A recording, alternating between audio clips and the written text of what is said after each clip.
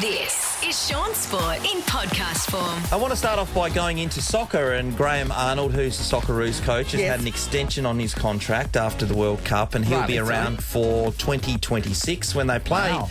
I think in so they play in North America, so Canada, United States, America, the Americas, and one other country I just eludes me at, Mexico. Oh, Mexico. Yeah, right. So they're spread across quite a vast land this time around, so that'll be interesting. One thing that Graham Arnold was talking about, and I totally agree with him, think about how big soccer is around the world, and particularly, thank you, Ali. Ali's just given me a piece of paper. I just had to acknowledge Like that. some Thank late you. breaking news. Just a plain piece of paper with a picture of a doodle on it. But I think it was very important.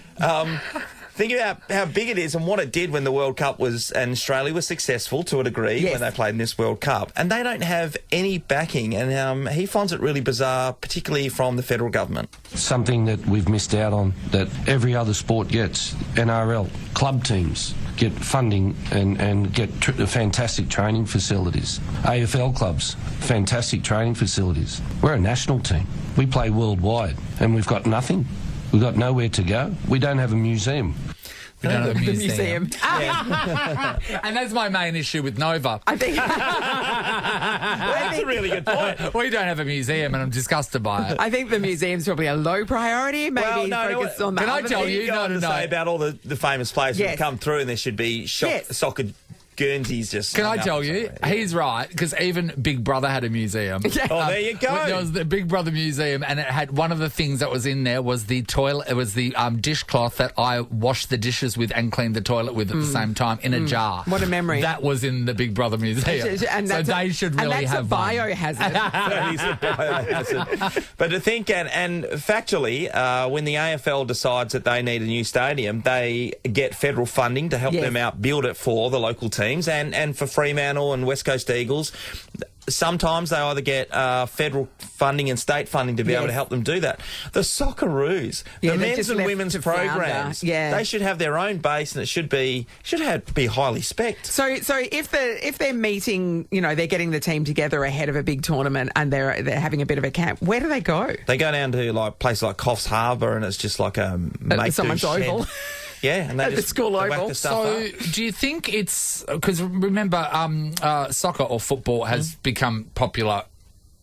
Of late, you know what I mean? In the last 20 years. Before that, there's always AFL and NRL. Do you think it's a hangover from that belief that these are the only important sports and they don't see it as being important? Well, clearly, Nath, I do. Like, would clearly, that they be- don't think it's as important, but it's a national level. I know it's national. Yes. I get that, But, and I think it should be getting It's it. the other but problem that why? members of the national team mostly aren't playing in Australia. So the members of the national team that would represent us at the World Cup are mostly playing overseas in various leagues. And so it's not like they're training every week together. So that they do only have concentrated periods where they're all getting together.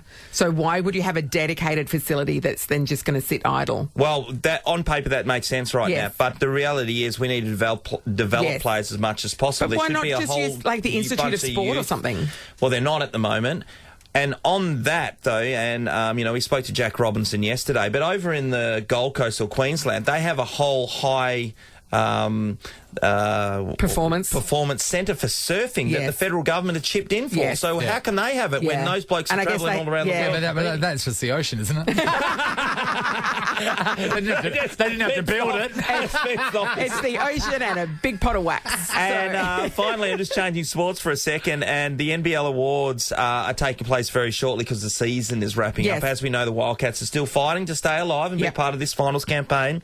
So the most valuable player nominees, the three are Bryce Cotton, who's had a career high in the way he's performed this year. Mitch Creek is from the Phoenix, and Xavier Cooks from Sydney. Now, Xavier Cooks is going to win this. He's going to win that, and despite Bryce having such a great year, because the Wildcats are down low and they're really not in people's thoughts around Australia in terms of being a really good team. And the way that they determine it is not like the Brownlow. It's not like there's a 3-2-1.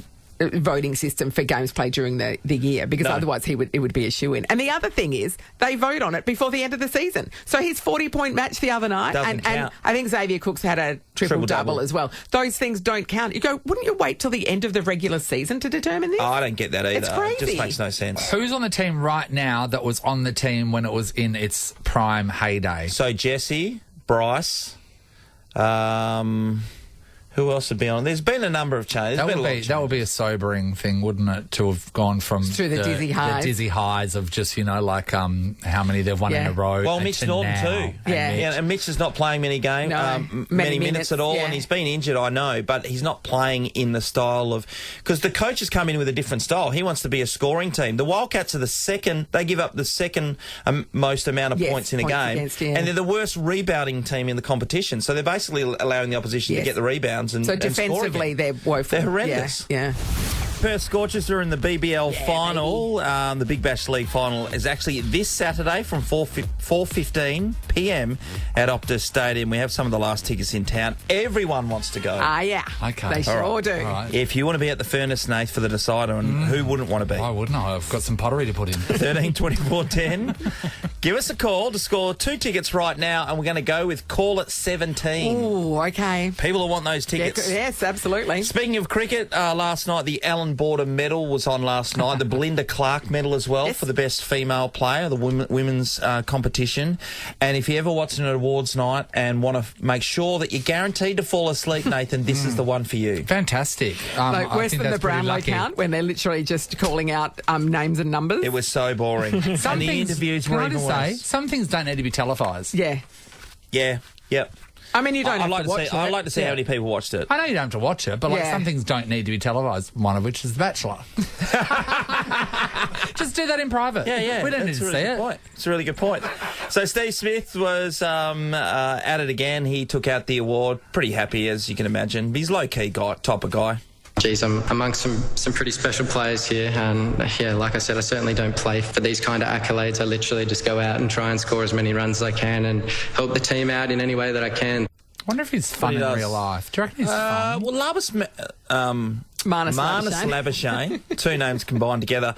He seems to have such a great relationship with him, and they are always joking around and carry on. But every time I've seen him getting interviewed, and by the way, that interview went for like 20 minutes up on stage. Oh, God. And He's playing a straight bat. It's a defensive shot, isn't it? There was nothing at all. Yeah. Marnus seems fun. He's cold hosted ham and cheese sandwich. He travels with a whole bunch of coffee. He does. See that? Yeah, he does. And he loves coffee so much that he ended up doing a barista course because he wanted to learn all about it. Imagine loving something so much you're on your own back, do a course to learn more about it. Marcus Stoinis is doing the same. Is a mad coffee nut too. I love it. Yeah. I love it. Yeah. Marnus is very interesting. Actually, I believe that Steve Smith might be doing his own barista milk and be a part of a group that may have. It's going to be the face of a barista milk. How do you milk a barista? How's that different? It works better in the coffee with the coffee machine. There's some milks that are better for baristaing than others. So there's barista cows. Yeah. They're pulled aside from the pack. They're going to university, they're just trying to make a living. We've all been in tough situations. They've got a top knot. They just do it in between classes. The vintage band tees give it away. The Super Bowl's been set. The Philadelphia Eagles are up against the Kansas City Chiefs. The Chiefs only got over the Bengals in the last 8 seconds. And that was a field goal because one of the Bengals players pushed Patrick Mahomes out of bounds really forcefully when he was already out of play. Got a 15-yard penalty, and it was the difference in the kicker being able to slot this goal in, and they were out of the game just in one foul swoop. And, of course, the Eagles were too good for the 49ers. So February 13 is when we'll watch the Super Bowl. Where's it going to be this year? Do you know? Oh, I don't know about it. No, I don't know, actually. I'll just Google it. Yeah, you check that out. Actually, it's at the stadium that's dug under the ground. It must be in LA somewhere. It's below the height of the landscape. So below... they've dug it all out, and it cost about $4 million. So it's below sea level. $4 billion sea level. That's State Farm Stadium, Kansas. Where's that? Doesn't say. Glendale, Arizona. Arizona, okay. You didn't talk about David Warner on the red carpet. So when they said, "Are you excited to be here?" and he said, "No, I'm tired," and then people are trying to make a thing out of it. Now, I'm not usually a David Warner supporter, but I am completely on board with what he said. Why can't he be honest? Why can't you? Like, literally, how many of us have been to things that may look great, but we don't want to be there? Yeah. Don't you reckon? You hit an age where suddenly you're going like, can you stop with the invites? Yeah. And also cricket players have to travel so much. Like you just, and so he would have had to travel there for it. And it's like, I could have just stayed at home with the kids. It's a school night, as we know. You're talking about how boring it is. Watch, imagine being there when you're tired. Oh, God. Anyway, I like it. We're on David Warner's side. That doesn't have Next we'll be on Novak Djokovic's side. What's happening? Sean Sport is a Nova podcast. For more great comedy shows like this, head to novapodcast.com.